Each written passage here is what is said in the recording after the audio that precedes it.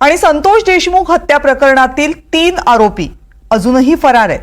खंडणी प्रकरणातील वाल्मिक कराड पोलिसांना शरण आला असला तरी अजूनही वाल्मिक कराड खुनाच्या गुन्ह्यामध्ये सहभागी होता की नाही याचं उत्तर सीआयडी आणि एसआयटी या दोघांनाही देता आलेलं नाहीये। आणि ही सगळी परिस्थिती असताना आता संतोष देशमुखांच्या कुटुंबियांनी वाल्मिक कराड आणि पोलिसांवर काही गंभीर आरोप केले। या आरोपांमुळे बीड पोलिसांच्या निपक्षपातीपणावरच प्रश्नचिन्ह उपस्थित झाले। पाहुयात याच बाबतचा सविस्तर रिपोर्ट। वाल्मिक कराडच्या निकटवर्तीयांकडून संतोष देशमुखांच्या कुटुंबाला धमकी। पोलीस ठाण्यातच वाल्मिक कराडच्या निकटवर्तीयांची गुंडगिरी। वाल्मिक कराडच्या जवळचा असलेला बालाजी तांदळे आणि सहाय्यक पोलीस निरीक्षक दराडे यांच्यावर धनंजय देशमुखांनी गंभीर आरोप केले। धनंजय देशमुख यांनी बीडच्या पोलीस अधीक्षकांना लिहिलेल्या पत्रात काय म्हटलंय तेही पहा। संतोष देशमुख हत्या प्रकरणातील काही कामकाजासाठी बीड शहर पोलीस ठाण्यात गेलो। त्यावेळी खंडणी प्रकरणात आरोपी असलेल्या वाल्मिक कराडला भेटण्यासाठी बालाजी तांदळे आले होते। बालाजी तांदळे पोलीस ठाण्यात आले आणि त्यांनी मला तू इथं काय करतोयस असं विचारलं। सीआयडी वाले कुठे आहेत असं विचारत ते वाल्मिक कराडच्या कोठडीकडे गेले। 2 मिनिटांनी ते परत आले। त्यानंतर पवन चक्की जवळ झालेल्या वादावेळी तुम्हीही तिथं उपस्थित होता असं मी त्यांना म्हटलं। आरोपी मीच पकडले असं बालाजी तांदळेंनी सांगितलं आणि खिशातून सुदर्शन घुलेचा फोटो काढून मला दाखवला। माझ्यावर अरेरावीही केली। मी ही घटना महिला पोलीस कर्मचारी रेडेकर यांना सांगितली। त्यानंतर त्याने पुन्हा हुज्जत घातली आणि आपण सीआयडी सोबत असल्याचं सांगितलं। पोलीस ठाण्यात उपस्थित असलेल्या दंगल नियंत्रण पथकातील कर्मचाऱ्यांनाही त्यांना आपण सीआयडीचा वाहन चालक असल्याचं सांगितलं। रेडेकर यांनी बालाजी तांदळे यांच्यावर कारवाई करण्याचा विषय काढला। त्यावेळी एपीआय दराडे यांनी रेडेकर यांनाच आवाज कमी करून बोला असं सांगितलं। एपीआय दराडे यांनी बालाजी तांदळेंना बाजूच्या खोलीत बसवून ठेवलं आणि नंतर सोडून दिलं। ज्या ठिकाणी आरोपी आहे अशा ठिकाणी हे लोक येतातच कसे? हत्या करणारे मुख्य आरोपी सापडले नसताना मला घुलेचा फोटो दाखवून दहशत निर्माण करण्याचा प्रयत्न केला अशी माझी तक्रार आहे। एपीआय दराडे यांनी तांदळे यांना पाठीशी का घातलं? दराडे आणि तांदळे यांचं संगनमत आहे। यातून तपास प्रभावित होऊ शकतो। बालाजी तांदळे आणि एपीआय दराडे यांची चौकशी होणं मला अपेक्षित आहे। या दोघांनाही वाल्मिक कराड याच्यापासून दूर ठेवावं अशी माझी मागणी आहे असं पत्र धनंजय देशमुखांनी बीडच्या पोलीस अधीक्षकांना लिहिलंय। सर मी सुरुवातीपासून सांगतो, सकाळी 9 वाजता 1 तारखेला मला सीआयडीचे गुजर साहेब यांचा सकाळी 9 वाजता मला कॉल आला की मी सीआयडी मध्ये बोलतोय, तर तुम्हाला केरला यावं लागेल। तर मी सरांना म्हणलं की सर मी आंघोळ केलेलं नाही, मी शेतामध्ये आलेलो आहे, मला 1 तास लागेल।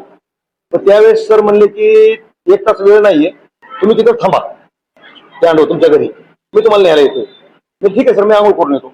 मी आंघोळ करून स्टँडवर येऊन मी सरांना फोन केला वापस कॉल बॅक की सर मी स्टँडवर आलोय, आपल्याला किती वेळ लागेल यायला? तर सर म्हणले आम्हाला अर्धा तास वेळ आहे, तुम्ही रेस्ट हाऊसला या। तुम्ही गाडी चालू केली, रेस्ट हाऊसला गेलो। त्यावेळेस त्यांनी चौकशी केली माझी आणि चौकशी आणल्यानंतर मला म्हणजे सर आपल्याला बिल लावायचे। म्हणजे ओके सर, बिल लावलो आणि बिल लावल्यानंतर मी सीआयडी सोबत बिल आलेच नंतर मला चौकशीसाठी आणल्याच नंतर मला अन्नाची कशी भेट घेऊ देते? आणि एक सीसीटीव्ही कॅमेरा आहेत, चौकशी करावी। दराडे नावाच्या ज्या अधिकाऱ्यावर धनंजय देशमुख यांनी आरोप केले त्याची चौकशी करण्याची मागणी खासदार बजरंग सोनवणे यांनी केली आहे। त्याचप्रमाणे दराडे आणि गणेश मुंडे या दोघांचेही फोन कॉल तपासण्याची मागणी सोनवणे यांनी केली आहे। पण बीड जिल्ह्यातल्या संबंध जनतेचा या पोलीस यंत्रणेच्या कारकिर्दी मागची बघितली त्याच्यानुसार बीड जिल्ह्यातल्या सर्व जनतेला वाटतंय की इथं जी काय हा आमच्या संतोषांना देशमुख यांचा मर्डर झाला याचा खटला जो आहे हा खटला बीड जिल्ह्यातच नव्हे तर महाराष्ट्राच्या बाहेर चालावा। तर एसआयटी जी नेमली त्याच्यातले अधिकारी सुद्धा बदला, जिल्ह्याच्या बाहेरचे घ्या आणि त्याच्यासाठी बीड जिल्ह्यातले जे काही अधिकारी घेतलेले डीवायएसपी असतील किंवा पोलीस उपनिरीक्षक असतील किंवा पोलीस निरीक्षक असेल असे जे काही पोलीस कर्मचारी असतील हे जर बाहेरचे घेतले तर ते एसआयटी सुद्धा चांगलं काम करेल आणि आदरणीय या महाराष्ट्र राज्याचे मुख्यमंत्री, दोन्ही उपमुख्यमंत्री, सर्व त्यांचे सत्ताधारी पक्ष हा निर्णय घेईल आणि हा खटला बाहेर चालवण्याची परवानगी देईल असं मला वाटतं। मग तेलंगणा आहे, पलीकडे कर्नाटक आहे, अशा पद्धतीनं कुठं ना कुठं चालला पाहिजे, कारण तेलंगणा आपल्याला लगत आहे। परत कर्नाटकही आपल्याला लगत आहे. काल त्यांना CID कार्यालय सुद्धा एका व्यक्तीनं जाऊन आणि अनाधिकृत तिथं गेला आणि अनाधिकृत जाऊन त्यांनी तिथं CID कार्यालय त्याला धमकावलं. तर एवढी जर मजल ह्यांची आहे तर हा तपास सुद्धा कसा किती चांगला होईल. CID कार्यालयामध्ये ज्यावेळेस ते गेले होते वेगळ्या कामासाठी तर CID कार्यालयात दराडे नावाचे PI तिथं काय करत होते, त्यांची नियुक्ती तिथं आहे का, हे सुद्धा पोलीस प्रशासनानं डिक्लेअर केलं पाहिजे. पोलीस प्रशासनाला मी SP साहेबांना आता CIDच्या लोकांचे सुद्धा नंबर घ्यायचा प्रयत्न करणार आहे की हे दराडे नावाचे ते PI तिथं का होते, ते ड्युटीवर होते का, ते ड्युटीला नव्हते, ते मध्ये मध्ये का करतायत. दराडे, गणेश मुंडे अशा बऱ्याच अधिकारी, दराडेंचे कॉल डिटेल्स काढा तुम्ही. या मर्डर झाला तेव्हापासून दराडेंनी कुणाकुणाला फोन केलेत हे जर काढलं तर दराडे सुद्धा सापडतील आपल्या याच्यामध्ये. परळी आणि बीडमध्ये धनंजय मुंडे यांनी आपल्या मर्जीतल्याच अधिकाऱ्यांची नेमणूक केल्याचा आरोप अंजली दमानिया यांनी केला. अंजली दमानिया यांनी सोशल मीडियात ही यादीच पोस्ट केली आहे. आता परळीत 2च व्यक्ती राहतात, एक धनंजय मुंडे आहेत आणि एक पंकजा मुंडे आहेत आणि त्या दोघांचेही जवळचे हे वाल्मिक कराड आहेत.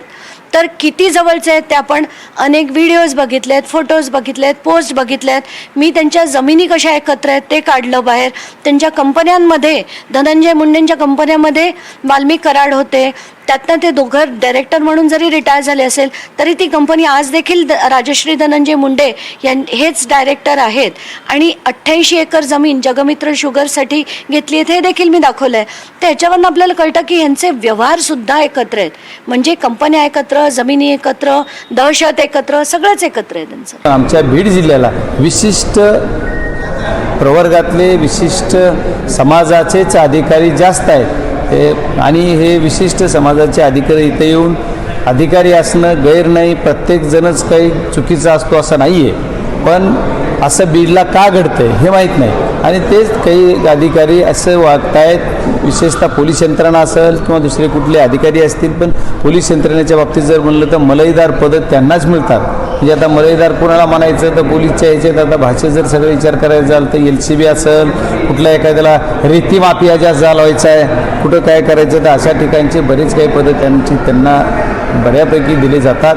त्याच्यामुळे ही बीड जिल्ह्याची शोकांकित आहे. संतोष देशमुख हत्या प्रकरणाच्या तपासावर प्रभाव टाकला जात असल्याचा आरोप होत असतानाच खंडणी प्रकरणात वाल्मिक कराडच्या अडचणी वाढल्यात. कारण वाल्मिक कराडनं पवन चक्की कंपनीच्या अधिकाऱ्यांशी फोनवर संभाषण केल्याची कबुली आरोपी विष्णू चाटे यांनी दिली आहे. CIDनं न्यायालयात याचे पुरावेही सादर केलेत. त्यामुळे खंडणी प्रकरणात आरोपी असलेला वाल्मिक कराडचा संतोष देशमुख हत्या प्रकरणातही सहभाग आहे का हेच पाहावं लागणार आहे. Bureau report NDTV Marathi.